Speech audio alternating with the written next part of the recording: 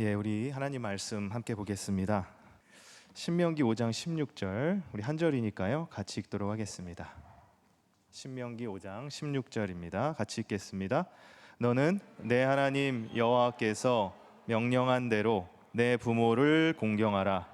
그리하면 내 하나님 여호와가 내게 준 땅에서 내 생명이 길고 복을 누리리라. 아멘. 네, 우리 옆 사람과 한번 인사해 보겠습니다. 하나님 당신을 사랑하십니다. 부모님께 효도하시기 바랍니다. 네. 여러분 오늘은 무슨 주일이죠? 네, 어버이 주일입니다. 그런 의미에서 우리 부모님께 감사의 박수 3번. 시작. 수업. 네. 딱 3번이면 돼요. 네. 여러분 우리 부모님께 가장 많이 하는 말이 뭐예요? 부모님께 가장 많이 하는 말. 용돈 주세요. 이 말일까요? 지난 한 주 동안에 아버님, 어머님, 아빠, 엄마에게 가장 많이 한 말은 뭐예요? 한 주를 다 되돌아봤을 때 나는 아빠, 엄마한테 무슨 말을 가장 많이 하고 한 주를 살았을까? 듣고 있는 거죠? 이런 말을 많이 하진 않았을까요? 배고파.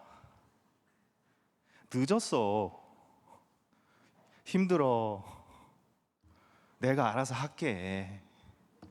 아빠가 뭘 알아.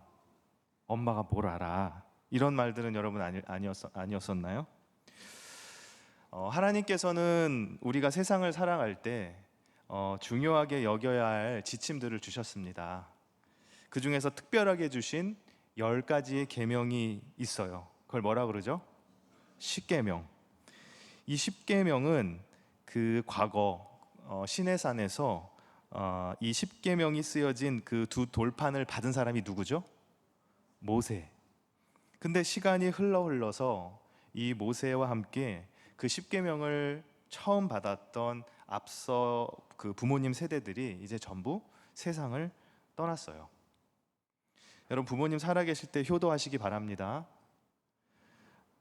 싫으세요? 자, 이제 새로운 땅, 이 약속의 땅에 들어가려는 그 이후의 자녀들에게 모세가 다시 한번 십계명을 가르쳐주고 있는 본문이 오늘 말씀이에요. 사실 십계명은 신명기에 앞서서 어느 책에 먼저 등장을 할까요? 신명기가 어느 책에 먼저 나올까요? 출애굽기에 먼저 등장을 합니다. 그런데 신명기에 이르러 가지고 이 십계명을 다시 가르치는 이유가 뭘까요? 이 계명들은 시간이 지나도 지도자인 모세가 없어도 자자손손 기억하고 지켜야 하는 언약의 기초가 되기 때문이에요. 근데 이 십계명은요, 내용상으로는 크게 2계명으로 나눌 수가 있습니다. 크게 뭐라고 2가지로 요약할 수 있죠? 하나님 사랑과 이웃 사랑의 그 2계명으로 요약할 수가 있어요. 하나님 사랑과 이웃 사랑. 저를 한번 따라해 보세요, 여러분. 하나님 사랑, 이웃 사랑. 그것이 뭐라고요? 십계명을 2계명으로 요약한 거라고 그랬습니다. 자, 이 십계명의 처음 4개의 계명은 하나님에 관한 것이고요.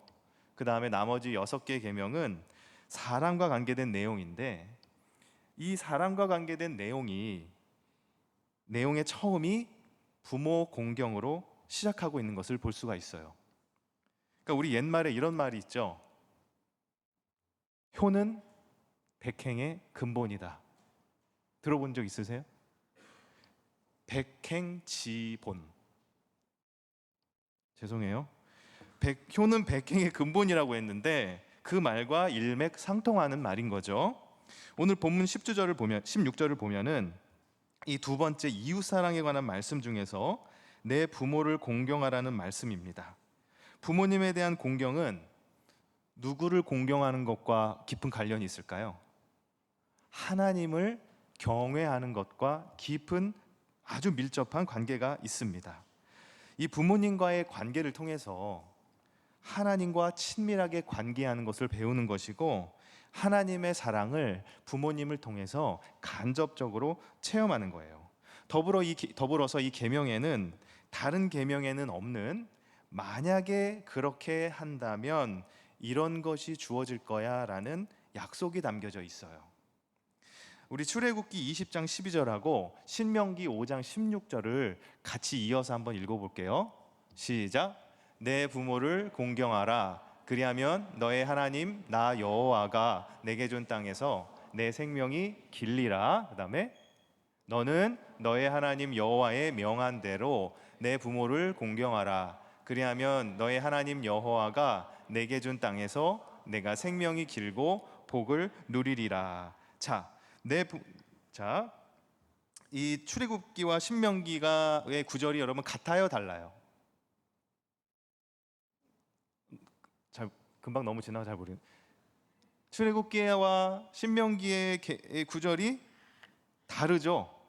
예, 달라요. 똑같은 것처럼 보이는데 한자 한자 살펴보면은 신명기의 내용이 출애굽기의 내용보다 조금 더 길다는 것을 알 수가 있어요. 이 신명기의 본문이 이 출애굽기의 본문을 더 확장하고 더 디테일하게 설명했는데 그 이유가 뭘까요? 그 이유는 내 부모를 공경하라는 이 계명을 신명기에서는 출애굽기보다 그만큼 더 강조하고 있기 때문입니다. 그럼 여러분, 우리가 이 공경한다는 말을 한번 생각해 볼 필요가 있어요. 여러분, 공경한다는 말이 뭘까요? 부모님을 공경한다고 할 때 이 공경이란 말의 의미가 뭘까요? 아마도 이런 의미일 것 같아요. 순종과 감사. 저를 한번 따라해 보세요. 순종과 감사. 네. 그러니까 부모님의 마음을 깊이 헤아리는 거예요. 우리를 낳아주시고 그리고 사랑으로 길러주시는 그 부모님께 감사하고 또 순종하는 거죠. 이 공경하라는 뜻의 히브리어를 카바드라고 합니다. 카바드. 저 한번 또 따라해 보실래요? 카바드. 네, 공경하다는 뜻입니다. 이 카바드의 뜻은 크다, 무겁다, 그런 뜻을 갖고 있습니다. 또 이 공경을 한자적인 의미로 보면은 공손하게 받들어 모신다는 뜻을 가지고 있어요. 그래서 부모님을 공경하라는 것은 부모님을 작고 가볍게 여기라는 거죠? 아닙니다. 부모님을 크고 무겁게 대우하라는 의미예요. 그러니까 부모님 말씀을 가볍게 여기지 않고 또 부모님을 존중하고 또 부모님의 돌봄에 대해서 감사히 여기고 또 부모님의 마음과 상황을 세심하게 살펴드리라는 거죠. 겸손하고 예의 받은 태도로서 부모님을 대하라는 거예요. 여러분, 우리가 우리의 나이에 맞게 또 형편에 맞게 부모님을 어떻게 공경할 수 있을까요? 여러분이 생각할 수 있는 부모님 공경의 모습은 어떤 모습이 될 수 있을까요? 부모님이 말씀하실 때 그 말씀을 크고 무겁게 듣는 거죠. 그러니까 예를 들면 이런 거죠. 밥을 차려주시거나 또 필요한 것들을 챙겨주실 때 감사와 고마움을 부모님께 표현할 수도 있을 것 같습니다. 또 부모님 마음이 좋지 않을 때 곁에서 이렇게 손을 이렇게 잡아드리거나 또 여러분은 크리스천이니까 기도를 드릴 수도 있겠죠. 부모님께 차갑고 모진 말보다는 따뜻하고 또 상냥한 말을 할 수도 있을 것입니다. 그러면 그 부모를 그렇게 공경한다면 그러면 그런 자녀에게 주신 약속은 뭐죠? 오늘 읽어본 우리 본문에 어떤 약속이 주어져 있죠?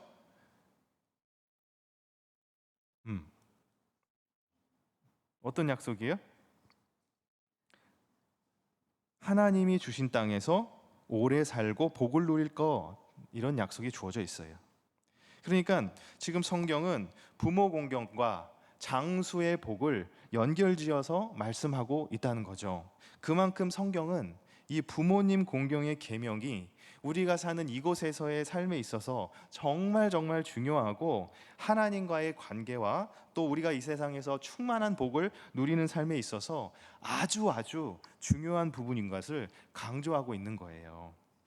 여러분, 우리 한번 생각해 보세요. 여러분, 오래 살고 싶으신 분 한번 손 들어 보세요. 오래 살고 싶어요.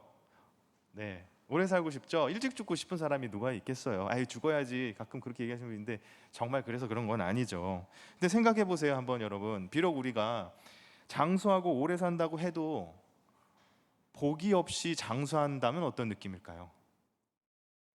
그러니까 오래 사는데 주어진 복이 없이 사는 거죠. 그죠? 그런 삶은 그저 고된 삶만 연장된 그런 삶일 거 아닐까요? 그러니까 우리가 오래 살지만은 건강의 복이라든지 물질의 복이라든지 또 서로 관계의 복이 없다면은, 하나님께서 그런 복을 우리에게 주시지 않는다면은 오래 산다고 해도 고통만 늘어나고 어려움만 가증될 것입니다. 장수하고 오래 살아도 건강하고 부족함 없이 사는 것이 복이에요. 저와 여러분이 그렇게 되기를 바랍니다. 오래 사셔도 복 있게 오래 사는 거예요. 여러분 부모님은 어떤 분이세요? 부모님 다 계시죠? 어떤 부모님이세요? 여러분 부모님은 낳아주고 길러주신 부모님, 그죠? 세상에서 나를 제일 사랑하시는 분, 그죠? 또 나를 위해서 소중한 생명까지도 기꺼이 내어줄 수 있는 그런 마음을 가지신 분이 부모님 맞죠? 네. 비록 어쩔 수 없이 주어진 여러 가지 상황 때문에 부모님과 같이 지내지 못하게 되더라도 우리가 그 부모님의 돌봄과 그 사랑을 기억하시면서 더 큰 그 하나님의 사랑을 기억하실 수 있기를 바랍니다. 어, 저는 사실은 10대 때 아버지가 세상을 떠나셨어요. 그리고 20대 때는 어머님이 세상을 떠나셨어요. 이제 부모님이 그렇게 세상을 일찍 떠나시고 나니까 이 저의 삶을 이렇게 두르고 있던 그런 어떤 그 부모님의 울타리라고 할까? 이런 것이 딱 사라지고 나니까 그 전까지는 보이지 않았던 그 제 삶의 담장밖 너머의 그런 삶이, 그런 것들이 보이기 시작했어요. 그러면서 느끼게 된 것이 있어요. 당연한 거라고 생각한 것이 당연한 게 아니었구나.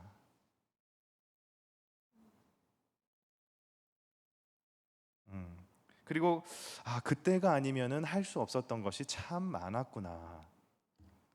그리고 그 부모님의 사랑과 같은 그 사랑은 그 어느 누구도 나에게 줄 수 없었던 그런 사랑이었구나. 그런 생각을 하게 됐어요. 그러면서 느껴지는 것이 참 나는 작은 아이였구나. 이런 생각을 많이 했는데요. 여러분 부모님 잘 해드리세요. 부모님 살아계실 때 효도하시기 바랍니다. 자, 이 10계명에서 유일하게 명령으로 끝나는 계명이 두 가지가 있습니다. 하나는 뭘까요? 명령으로 시작해서 명령으로 끝나는 계명이 두 개가 있어요. 하나는 안식일을 지키라는 계명입니다. 그리고 또 하나는 내 부모를 공경하라는 계명이에요. 이 10계명 중에서 이 안식일을 지키라는 계명과 부모를 공경하라는 계명이 명령으로 시작해 가지고 명령으로 끝이 납니다. 왜 그럴까요? 그만큼 우리가 안식일에 지금은 뭐 구약 시대처럼 안식일을 지키진 않지만 우리가 주일 성수를 하죠. 그만큼 주일을 지키는 것, 안식일을 지키는 것만큼 못지않게 부모 공경의 계명이 중요하다는 것을 얘기해 주는 거예요. 하나님께서는 우리에게 요구와 명령만 하신 것이 아니고 이 부모 공경의 계명을 따르고 지키는 사람에게 약속을 주셨다는 거죠. 명령으로 했다는 말은 약속을 주신 것인데 어떤 약속이냐면 반드시 주실 거라는 약속이에요. 그러니까 다른 말로 하면 이런 거죠. 반드시 복을 줄게라고 하나님께서 얘기하고 있다는 것입니다. 어떻게 할 때?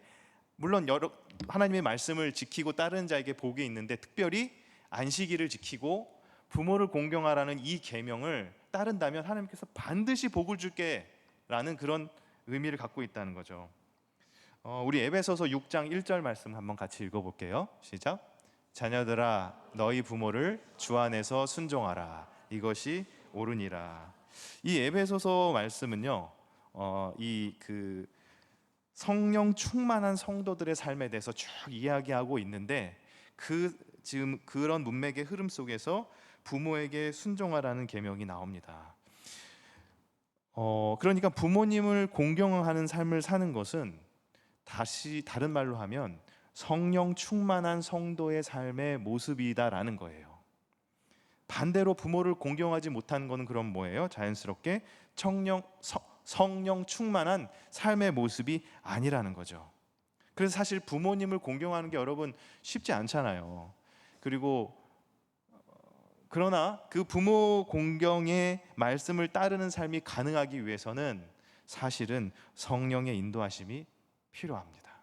성령 충만한 삶의 모습 중에 하나가 부모님 공경의 모습이에요. 여러분, 이 부모 공경의 계명은 과거 몇천 년 전의 사람들에게만 주신 그런 계명이 아니고 오늘도 지금도 영원토록 동일하게 살아 역사하시는 하나님의 말씀이고 명령이라는 것을 기억할 수 있기를 바랍니다. 우리가 이 말씀을 지키고 행하는 것은 나와 그리고 내 가족이 행복하게 살 수 있는 방법이라는 것도 또한 기억하시기 바라요. 자, 그럼 우리가 부모님 공경의 계명을 이렇게 한번 시작해 봤으면 좋겠어요. 자, 저를 한번 따라해 보세요. 부모님 사랑해요. 부모님 자주 연락할게요. 부모님 항상 감사해요. 부모님 존경해요. 부모님 제가 할게요. 여러분 부모님에게도 그리고 하늘에 계신 하나님에게도 이렇게 공경하고 사랑하고 그래서 복을 받는 저와 여러분 되시기를 주님의 이름으로 축원합니다.